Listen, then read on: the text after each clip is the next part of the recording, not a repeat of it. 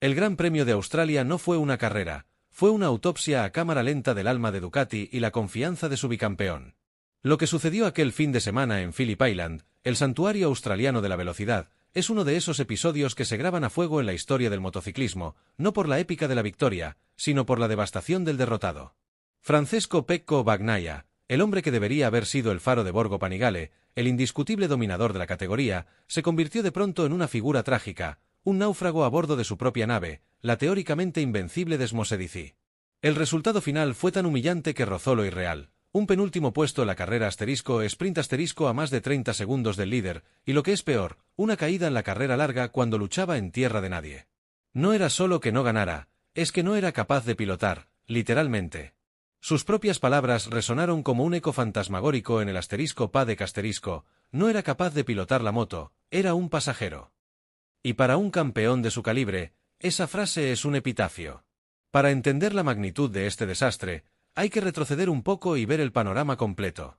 Ducati había estado jugando, casi por decreto, en su propia liga. Su moto, la Desmosedici, se había convertido en el pináculo de la ingeniería de MotoGP. Era la referencia, el punto de partida, el hardware que todos envidiaban. Y Pecco Bagnaia era el software perfectamente optimizado para esa máquina.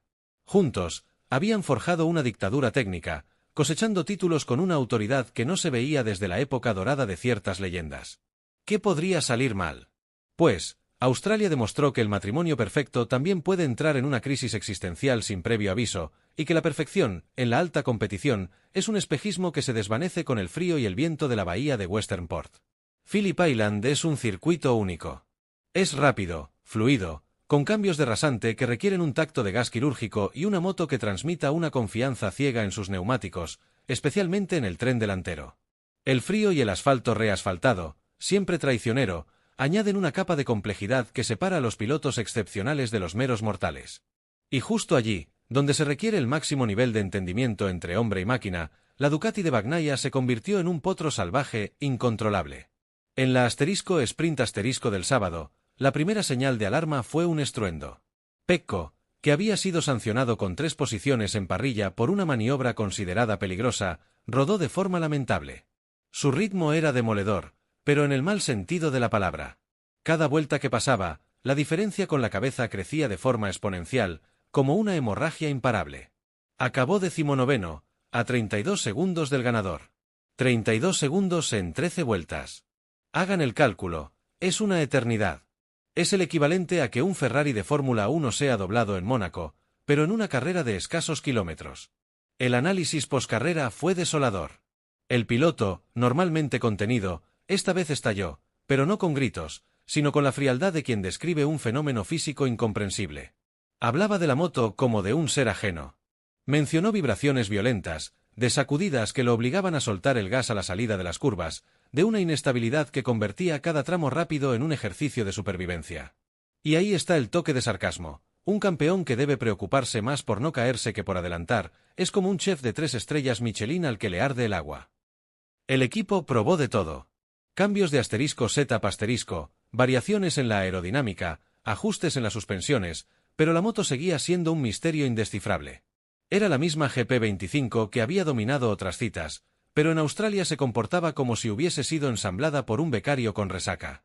Aquí entra la parte técnica que, aunque parezca aburrida, es la clave del enigma. La aerodinámica avanzada de la Ducati, su punto fuerte en otros circuitos, podría haber sido su talón de Aquiles en Phillip Island. La Desmosedici es una moto de chasis rígido, diseñada para generar carga aerodinámica masiva y una tracción brutal. Pero en un circuito con baches, mucho viento lateral y la necesidad de feeling en el tren delantero para esos cambios de dirección rápidos, esa rigidez puede volverse en contra. Si el chasis no flexiona lo suficiente o la aerodinámica genera turbulencias inesperadas en las curvas de alta velocidad, la moto empieza a vibrar, a moverse de forma errática. Y eso es lo que Pecco describió. El piloto dejó de ser un maestro que moldea la moto con su cuerpo, para convertirse en una marioneta sacudida por un gigante invisible. El problema no era solo de Bagnaia, aunque él fuese el más damnificado. El desastre se extendió a Enea Bastianini, su compañero de equipo en la estructura oficial, que tampoco pudo entrar en el top 10, completando una jornada negra para el equipo de fábrica. Esto es crucial, porque si solo fuera un piloto, se podría hablar de un mal día, de falta de adaptación. Pero cuando el problema es estructural, cuando ambos pilotos de la escuadra oficial se hunden al mismo tiempo, las miradas se dirigen a un solo lugar, Borgo Panigale. La fábrica que presume de tener la moto perfecta acababa de firmar un 0 mayúsculo, un borrón tan grande que comprometía no solo su honor, sino la tranquilidad del campeonato. Llegó el domingo, la carrera principal, y con ella, la necesidad de una redención heroica. Bagnaia salió a la pista con la presión de tener que demostrar que lo del sábado había sido un simple error de calibración, un lunar sin importancia. Sabía que no podía volver a ser penúltimo. La humillación era demasiado grande. El italiano, con el orgullo herido de un campeón, salió a por todas, una expresión que en el motociclismo significa arriesgar hasta el límite de la física. Y en ocasiones, como bien sabemos, ese límite es una línea delgada que te puede mandar al suelo en un abrir y cerrar de ojos. Y si ya estás flipando con este nivel de descontrol en la élite, es momento de que te suscribas, porque lo que viene es la verdadera consecuencia de esta crisis. A pesar de los problemas, Pecco hizo un esfuerzo titánico por mantenerse en el grupo medio. Logró remontar algunas posiciones, luchando codo con codo por entrar en la zona de puntos, esa pequeña recompensa que, en circunstancias normales, sería un fracaso, pero en este contexto se antojaba una victoria moral. Rodaba 12º, justo en el límite, cuando ocurrió lo inevitable. En una curva rápida, yendo al límite para compensar las deficiencias de una moto que no colaboraba, perdió el control. Caída. Dura, a alta velocidad. Un nuevo 0. Esta vez, sin embargo, el mensaje fue distinto. Bagnaia no se cayó por un error de novato, se cayó por desesperación, por empujar más allá de lo razonable para no repetir el desastre del día anterior. Me caí porque no quería volver a terminar el último, confesó. Esa frase, con toda su carga emocional, es el resumen perfecto de la presión insoportable que se había autoimpuesto. La caída en la carrera larga fue la guinda del pastel amargo para Ducati. La fábrica que había apostado todo por su campeón, el hombre que debía seguir cimentando su hegemonía, acababa de ver cómo su piloto de referencia se iba al suelo por orgullo. El impacto de Australia se midió en la clasificación general. Antes del GP, Bagnaia mantenía una posición relativamente cómoda, pero al irse de Phillip Island con un doble 0 en el casillero, sin sumar un solo punto entre asterisco, sprint asterisco y carrera, las consecuencias fueron inmediatas. Marco Bezzecchi, otro piloto con una Ducati, aunque satélite, que si supo sortear las dificultades del fin de semana, le dio el sorpaso y le arrebató la tercera posición del Mundial. De la lucha por la cabeza del campeonato, Bagnaia había pasado a perder su lugar en el podio provisional. Es la cruda realidad del deporte de élite, un mal fin de semana no te penaliza, te aniquila. El tema, no obstante, trasciende la mera clasificación. Lo que subyace a este desastre es una posible fractura, o al menos una fisura profunda, en la relación entre Bagnaia y Ducati.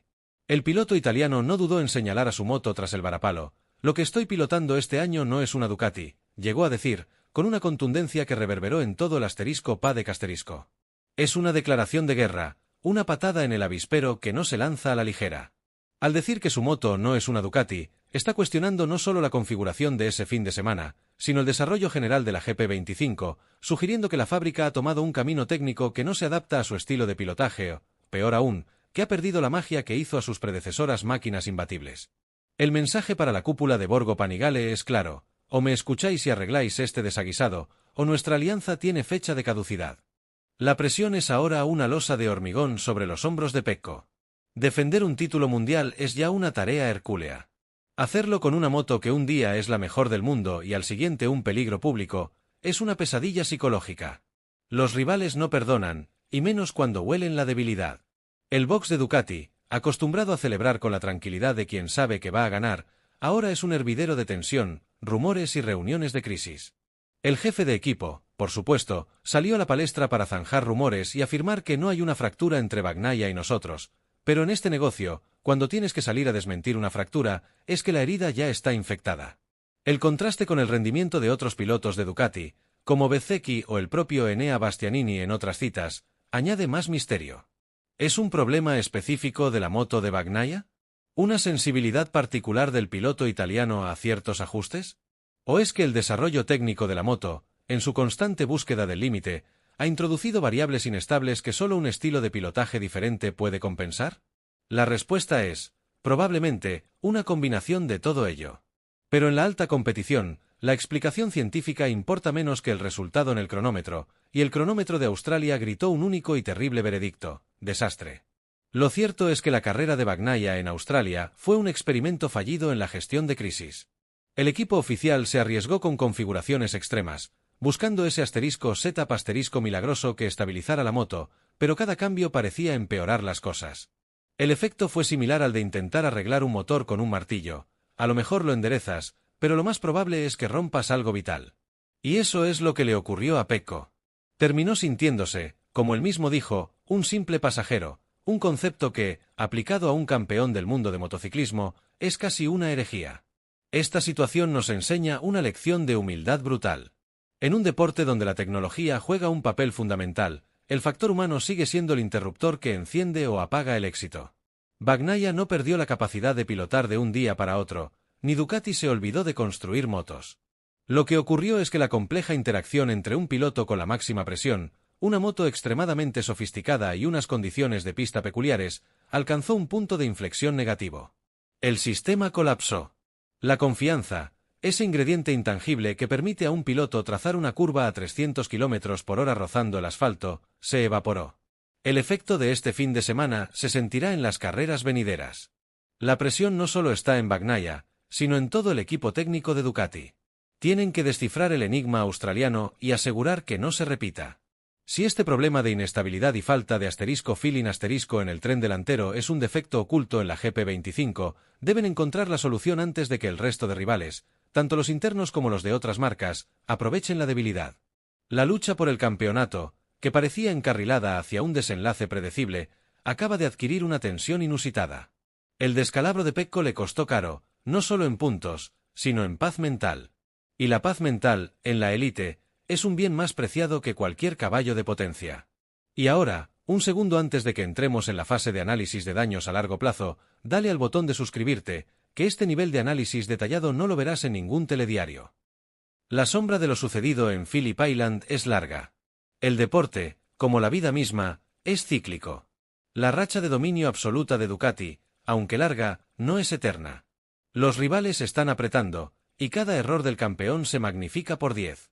La caída de Bagnaia no es solo un 0 en su marcador, es una señal de que es vulnerable. Un atisbo de debilidad que los demás pilotos van a explotar sin piedad. El campeonato se ha reabierto, no por la brillantez de un solo rival, sino por el colapso del indiscutible favorito. El futuro inmediato de Pecco pasa por un ejercicio de reconstrucción de la confianza. Tiene que convencerse de nuevo de que la Desmosedici es su aliada, no su enemiga. El equipo tiene la tarea de revisar hasta el último tornillo, hasta el último dato de telemetría para encontrar la anomalía. Porque en el mundo de la ingeniería de precisión, una diferencia de unos pocos milímetros, o un grado de temperatura, puede significar la gloria o el desastre. Y en Australia, todo se alineó de la peor manera posible. La conjunción de la rigidez de la moto, el asfalto frío y las turbulencias aerodinámicas crearon la tormenta perfecta.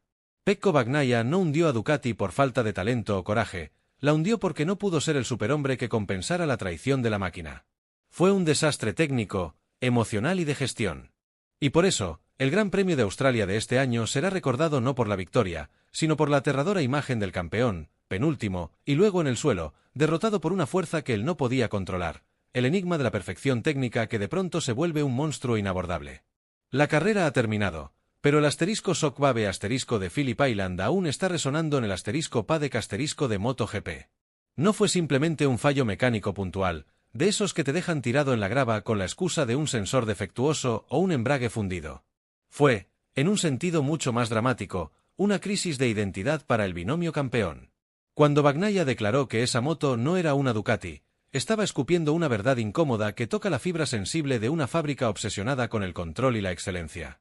Lo que el piloto percibió fue una desconexión total con la filosofía que ha hecho grande a la Desmosedici, ser una máquina brutalmente rápida, sí, pero que siempre ofrece una base sólida de confianza, especialmente en el tren delantero, ese elemento sagrado en el motociclismo.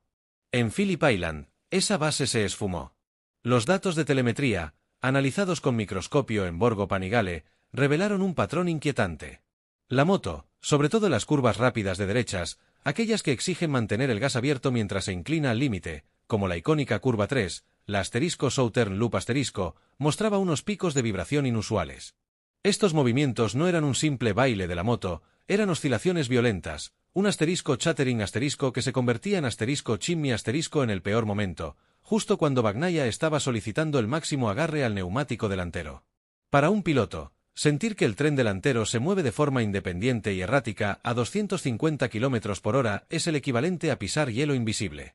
La reacción instintiva es cortar gas, levantar la moto, y esa milésima de segundo de duda se traduce en la pérdida de 2 o 3 décimas por vuelta, que a lo largo de una carrera asterisco sprint asterisco de 13 vueltas, se convierten en esos 32 segundos de diferencia que acabaron en la humillación.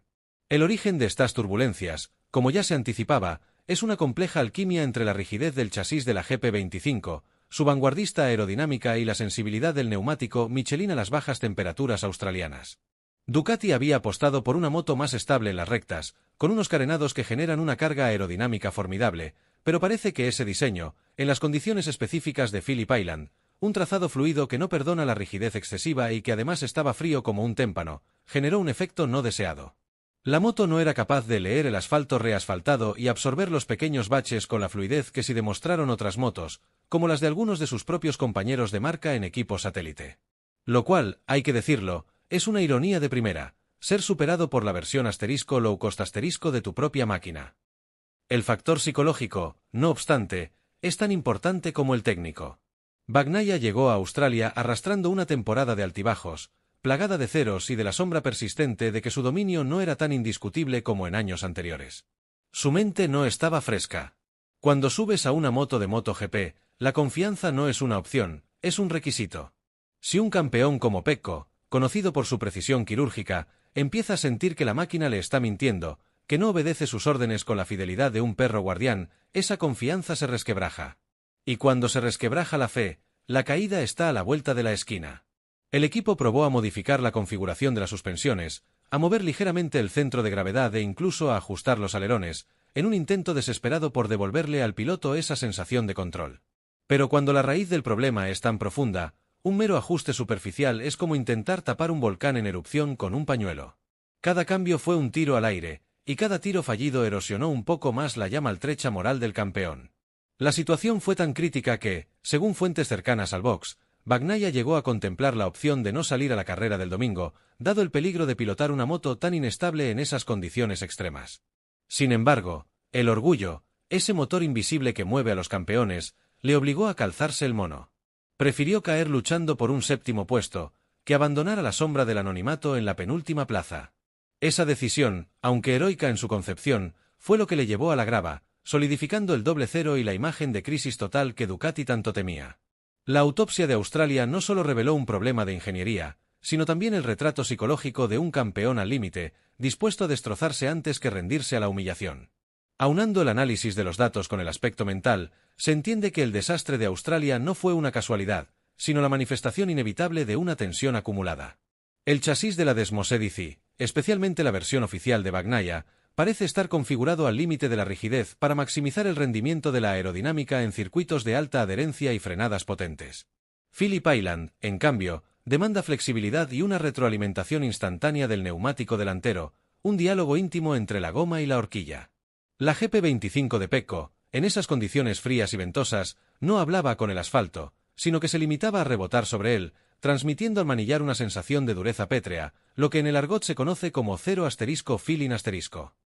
Esa falta de asterisco feeling asterisco es la kriptonita de cualquier piloto, pero especialmente de Bagnaia, cuyo estilo se basa en la finura y la confianza absoluta en el agarre frontal para poder soltar los frenos y llevar la velocidad por el centro de la curva.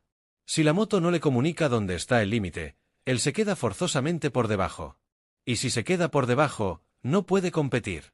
Es la pescadilla que se muerde la cola. La moto no le da confianza, él no puede empujar, y al no empujar, el problema de las vibraciones, lejos de solucionarse, puede incluso magnificarse por una gestión inadecuada de la temperatura de los neumáticos o una distribución de pesos que no es óptima al ir más lento de lo que la moto está diseñada para rodar.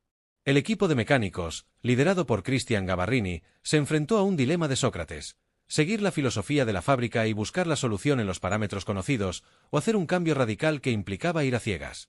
Optaron por una vía intermedia que resultó ser la peor de todas. Intentaron ablandar ligeramente las suspensiones para ganar ese asterisco feeling asterisco que Pecco demandaba, pero sin renunciar a la rigidez estructural necesaria para el resto del trazado. El resultado fue una moto inconexa, que ganaba un poco de tacto en el tren delantero, pero perdía estabilidad en la zona trasera, provocando que la moto se deslizara de forma impredecible al acelerar, especialmente en las salidas de curva donde Bagnaia necesita ser demoledor para compensar la falta de velocidad pura de la Desmosedici en comparación con el pasado. De ahí su comentario post-carrera del *sprint*: la moto se mueve mucho, pero no sabemos por qué. El campeón estaba navegando en la neblina del desconocimiento técnico. La caída del domingo, a falta de 6 vueltas, es el clímax de esta impotencia. Bagnaia iba 12º, persiguiendo los últimos puntos, rodando en un ritmo que, irónicamente, se había acercado peligrosamente al de los líderes en esa fase de la carrera, pero lo hacía forzando cada centímetro de asfalto. Estaba sobreconduciendo, obligando a la moto a hacer lo que se negaba a hacer de forma natural. Los ingenieros saben que cuando un piloto con la habilidad de Pecco tiene que empujar tan violentamente para mantenerse en un ritmo medio, el margen de error es cero. Y así fue. La pérdida de control, probablemente debida a un leve sobreesfuerzo en el neumático delantero en una inclinación máxima, no fue un error de cálculo, sino un acto de autosacrificio. Me caí porque estaba empujando, un reconocimiento de que ese ritmo era insostenible con la máquina que llevaba. Este desastre no solo le costó a Bagnaia la tercera plaza del Mundial a manos de Bezzecchi, sino que encendió un debate interno en Ducati que va más allá de un simple mal *setup*. Pone sobre la mesa la pregunta de si la Desmosedici se ha vuelto demasiado compleja, demasiado dependiente de unas condiciones de pista perfectas, o si el desarrollo de la GP25 ha beneficiado más a la velocidad de punta que a la manejabilidad en curva, creando un monstruo de potencia que solo Marc Márquez, con su estilo de pilotaje agresivo y salvador, podría domar. El eco de sus palabras, aludiendo a que la moto no es una Ducati, resonará en las oficinas de Bolonia durante semanas, obligando a la fábrica a una introspección dolorosa. ¿Hemos creado una obra maestra técnica que solo funciona en condiciones de laboratorio, o hemos perdido la conexión con nuestro campeón en el camino hacia la perfección? La respuesta, por ahora, es tan fría y vacía como el puesto 19 de Bagnaia en el *sprint*. La verdad es que la situación en Phillip Island destapó una vulnerabilidad de la que Ducati no estaba dispuesta a hablar en voz alta. La Desmosedici, en su búsqueda constante de la máxima prestación, ha desarrollado una personalidad bipolar. En circuitos donde el *grip* es abundante y las temperaturas permiten un rendimiento óptimo de los neumáticos, como el reciente doblete en Japón, la moto es invencible, una máquina de precisión láser que convierte la potencia bruta en una aceleración demoledora. Pero al enfrentarse a un trazado como el australiano, con sus peculiaridades de viento, frío y un asfalto recién renovado que, a pesar de todo, exige mucha sensibilidad, la moto se vuelve intratable, revelando una estrechez en su ventana de funcionamiento que es inaceptable para un equipo de fábrica. Es decir, la moto perfecta solo funciona si las condiciones son perfectas, y eso en MotoGP es una quimera. La alusión de Bagnaia a que su moto ya no se sentía como una Ducati era una referencia directa a la sensación que tenía de estar perdiendo la conexión con el tren delantero que se había tenido en años anteriores, incluso con la GP24, una moto que, aunque no era perfecta, sí le ofrecía un *feedback* más honesto. Los ingenieros de la marca se defendían argumentando que la evolución de la GP25 se centraba en optimizar la rigidez para soportar las cada vez mayores fuerzas aerodinámicas y de frenada. Pero esta optimización, que funciona en la teoría de un túnel de viento, resultó ser un veneno en la práctica de Phillip Island. El equilibrio entre rigidez y flexibilidad se había roto. Los baches y las ondulaciones del trazado australiano, en lugar de ser absorbidos, se transmitían directamente al piloto como latigazos, impidiendo que el neumático trabajara a su temperatura ideal y, por tanto, perdiendo el agarre. Es un círculo vicioso de termodinámica y rigidez estructural. Otro detalle crucial que emergió del análisis de la carrera *sprint* fue la comparación de Bagnaia con el resto de pilotos de Ducati. Sorprendentemente, algunas de las motos satélite, que montaban versiones ligeramente distintas del chasis o con *setups* menos extremos en cuanto a aerodinámica, consiguieron mitigar los problemas. Esto, para el equipo de fábrica, era un clavo más en el ataúd. Significaba que la solución, o al menos un camino transitable, existía dentro de la misma familia, pero que el equipo oficial, en su afán por exprimir hasta la última décima, se había alejado demasiado de la base que sí funcionaba. Bagnaia se convirtió en el conejillo de Indias de una ingeniería demasiado ambiciosa, mientras que otros recogían los restos del naufragio con motos menos evolucionadas, pero más nobles. El tipo de ironía que solo se ve en la élite del deporte. El campeón va con el prototipo más avanzado y reza por tener la moto del año pasado. El ambiente en el box no era solo de frustración, sino de silenciosa recriminación. Los técnicos sabían que el fin de semana se había perdido desde el primer libre, al no lograr un setup que funcionase, pero la presión de la marca y la urgencia por sumar puntos en un campeonato apretado los llevó a tomar riesgos en la configuración que, a la postre, se demostraron fatales. Intentaron, por ejemplo, compensar la falta de feeling delantero moviendo la distribución de pesos, una maniobra de alto riesgo que, si bien podía aliviar momentáneamente las vibraciones en algunas zonas, desequilibraba por completo la moto en las transiciones rápidas. La decisión de Bagnaia de salir a pelear en la carrera larga, a pesar de que los Barma del domingo confirmaron que la moto seguía siendo un despropósito ingobernable, no solo fue un acto de honor, sino una apuesta personal que le salió muy cara. Al confesar que prefería caer antes que ser último, el italiano estaba gritando que su límite ya no era físico, sino mental. Había cruzado la línea de la frustración para entrar en la de la desesperación, y es en ese territorio donde los grandes campeones se estrellan. La caída a 6 vueltas del final, cuando iba recuperando sensaciones y ritmo, fue un knockout no técnico, sino psicológico. Fue el momento en el que la Desmosedici le recordó, de la forma más dolorosa, que en Phillip Island, él solo era un pasajero a bordo de su propio desastre.